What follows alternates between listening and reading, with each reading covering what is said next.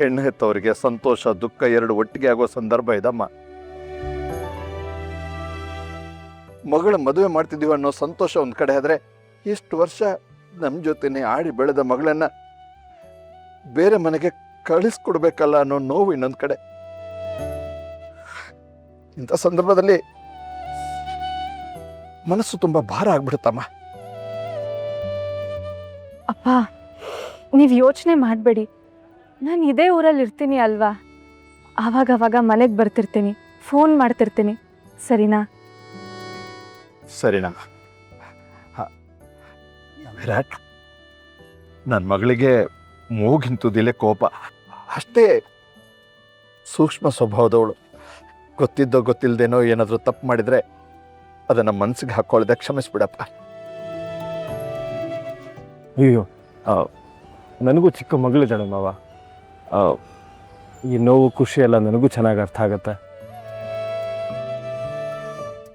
ನೀವು ಧೈರ್ಯವಾಗಿರಿ.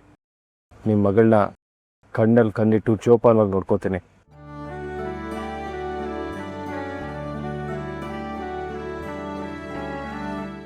ಅಪ್ಪ, ಬರ್ತೀನಿ. ದೀಪ, ಬರ್ಲಾ? ಚಿರು, ಆರಾಮಾಗಿ ಹೋಗ್ಬಾ ಅಚ್ಚು. ಮಗ, ಇನ್ಮೇಲೆ ಅಚ್ಚು ನಿನ್ನ ಜವಾಬ್ದಾರಿ. ಬರೀ ಬಾಯಿ ಮಾತಲ್ಲಿ ಹೇಳೋದಲ್ಲ, ಅವಳು ನಿಜವಾಗ್ಲೂ ಯಾವಾಗಲೂ ಖುಷಿಯಾಗಿರೋ ಥರ ನೀನು ನೋಡ್ಕೋಬೇಕು. ನಿಮ್ಮ ಅಕ್ಕ ಅರ್ಚನಾನ ನನ್ನ ಮೇಲೆ ನಂಬಿಕೆ ಇಟ್ಟು ಧಾರೆ ಇಟ್ಕೊಟ್ಟಿರುವಾಗ ಅವಳನ್ನು ಹೇಗೆ ನೋಡ್ಕೋಬೇಕು ಅಂತ ನನಗೆ ಗೊತ್ತಿದೆ. ನೀವೇನು ಯೋಚನೆ ಮಾಡಬೇಡ. ಅವಳನ್ನು ತುಂಬ ಜೋಪಾನಾಗಿ ನೋಡ್ಕೋತೀನಿ. ನೀನು ನಂಬಿಕೆ ನಾನು ಉಳಿಸ್ಕೋತೀನಿ. ಸರಿ, ಇಬ್ರು ಚಿಕ್ಕಪ್ಪನ ಆಶೀರ್ವಾದ ತಗೊಳ್ಳಿ.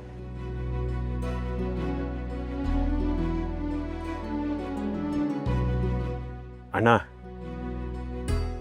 ಇವರು ನಮ್ಮ ಮನೇಲೇ ಇರಲಿ ಅನಿಸ್ತಾ ಇದೆ ಅಣ್ಣ. ವಿರಾಟ್, ನಿಮ್ಮನೇಲಿ ಈಗ ನೀವಿಬ್ಬರೇ ತಾನೇ ಇರೋದು.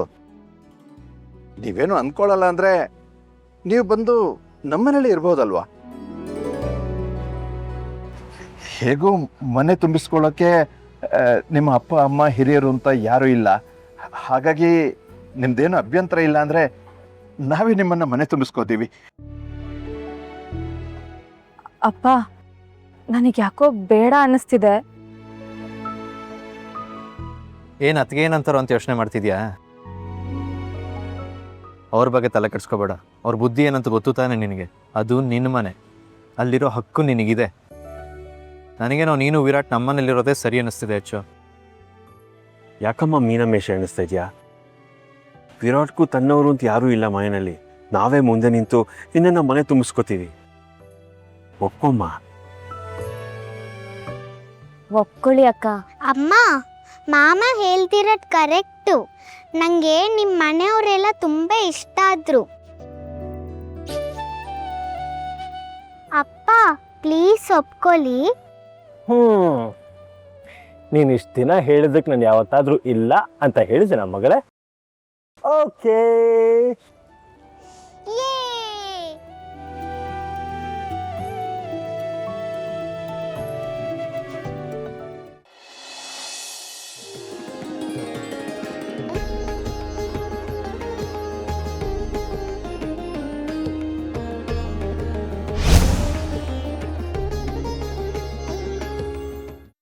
ಫಸ್ಟ್ ಟೈಮ್ ಈ ಮನೇಲಿ ನೀವಿಲ್ಲದೆ ಒಂದು ಶುಭ ಕಾರ್ಯ ನಡೆದಿದೆ.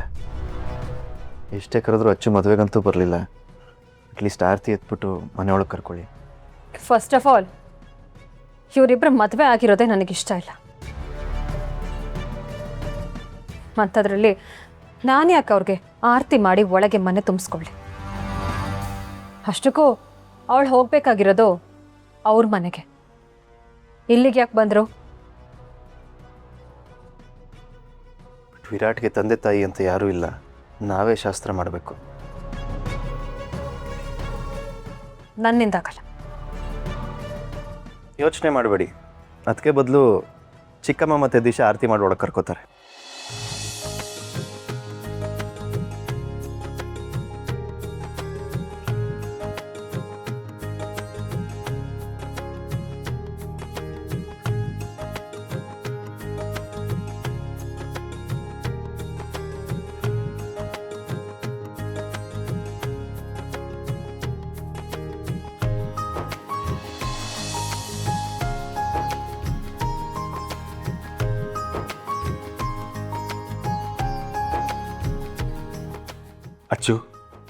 ಸೇರೆ ನಂಬಲ್ಗಾಲಲ್ಲಿ ಒದ್ದು ಒಳಗಡೆ ಬಮ್ಮ.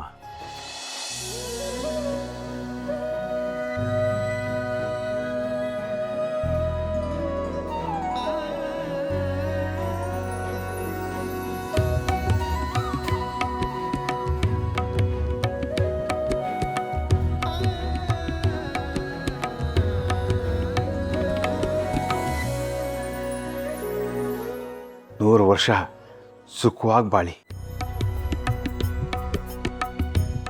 ಒಳ್ಳೆದಾಗ್ಲಿ. ಇನ್ನು ಉಳಿದಿರೋದು ಅದಕ್ಕೆ ಆಶೀರ್ವಾದ. ಮಾವನ ಆಶೀರ್ವಾದ ತಗೊಂಡಾಯ್ತಲ್ಲ, ಅದೇ ಸಾಕು.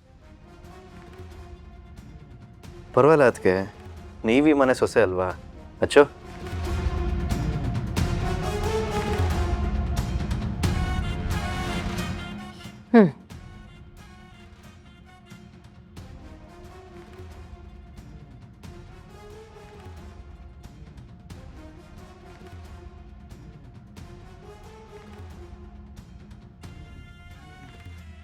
ಯಾಕೆ ಅವ್ರ ಅಪ್ಪ ಅಮ್ಮಂಗೇನು ಹೇಳಿಲ್ಲ?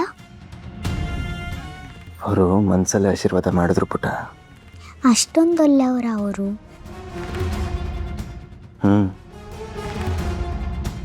ತುಂಬ ಒಳ್ಳೆಯವರು. ಬನ್ನಿ, ದೇವ್ರ ಮನೆ ದೀಪ ಹಚ್ಚಬೇಡಿ. ಬನ್ನಿ. ದೀಪ ಸಾಕು ಬಿಡು, ಎಷ್ಟು ಮೇಕಪ್ ಮಾಡ್ತೀಯಾ? ಮದುವೆ ಆಗೋಯ್ತಲ್ವಾ? ಅಯ್ಯೋ ಹೌದಲ್ವಾ ಅಕ್ಕ, ರಾತ್ರಿ ಹೊತ್ತು ಯಾರಾದರೂ ಇಷ್ಟೊಂದು ಮೇಕಪ್ ಮಾಡ್ಕೋತಾರ? ನನ್ನ ತಲೆಗೆ ಬರಲೇ ಇಲ್ಲ. ಪರವಾಗಿಲ್ಲ, ಚೆನ್ನಾಗೇ ಕಾಣಿಸ್ತಿದ್ದೀರ. ನೀನು ಪ್ಲ್ಯಾನ್ ಮಾಡ್ಕೊಂಡಿದ್ಯಲ್ವಾ, ಅದೆಲ್ಲ ಹಾಗೆ ನಡೆಯುತ್ತೆ ತಾನೆ? ನಡೆಯುತ್ತೆ ಅಕ್ಕ. ಎಲ್ಲದಕ್ಕೂ ಒಂದು ಅಂತ್ಯ ಇರಲೇಬೇಕಲ್ವಾ?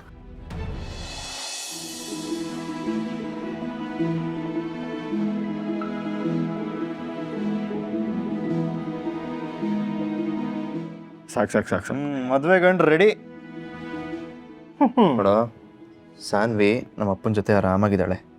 ಸೊ ನೀವಿಬ್ರು ಸಾನ್ವಿ ಬಗ್ಗೆ ಯೋಚನೆ ಮಾಡ್ದೇನೆ ಆರಾಮಾಗಿ ಟೈಮ್ ಸ್ಪೆಂಡ್ ಮಾಡಿ. ಡಾರ್ಲಿಂಗ್, ನಿಮ್ಮ ಅಕ್ಕ ಸಾಮಾನ್ಯದವಳಲ್ಲ. ಅವಳಿಗೆ ಏನಾರು ಕೋಪ ಬಂದರೆ ನನ್ನ ಕೈಗೆ ದಿಂಬು ಚಾಪೆನ ಕೊಟ್ಬಿಟ್ಟು ಆಚೆ ಮನ್ಕೊ ಹೋಗು ಅಂತ ಕಳಿಸ್ಬಿಡ್ತಾಳೆ. ಅವಳ ಹತ್ರ ತುಂಬ ಹುಷಾರಾಗಿ ಹ್ಯಾಂಡಲ್ ಮಾಡಬೇಕು. ಏನೋ ಕಟ್ಕೊಂಡು ಹೆಂಡತಿ ಬಗ್ಗೆ ಹಿಂಗೆ ಮಾತಾಡ್ತಾರೇನೋ. ಇರು ಅಚ್ಚುಗೆ ಹೇಳ್ತೀನಿ. ಅಪ್ಪ, ನೀನು ಕೈ ಮುಗಿದ್ಬಿಡ್ತೀನಿ, ಸುಮ್ಮನೆ ಇರೋ. ಹೆಂಗೋ ಕಷ್ಟಪಟ್ಟು ಮದುವೆ ಮಾಡ್ಕೊಂಡಿದ್ದೀನಿ, ನೀನು ಈ ವಿಷಯನ ತೊಗೊಂಡೋಗಿ ಹೇಳ್ಬಿಟ್ರೆ ಆಮೇಲೆ ನಾನು ಕಷ್ಟಪಡ್ಬೇಕಾಗತ್ತೆ.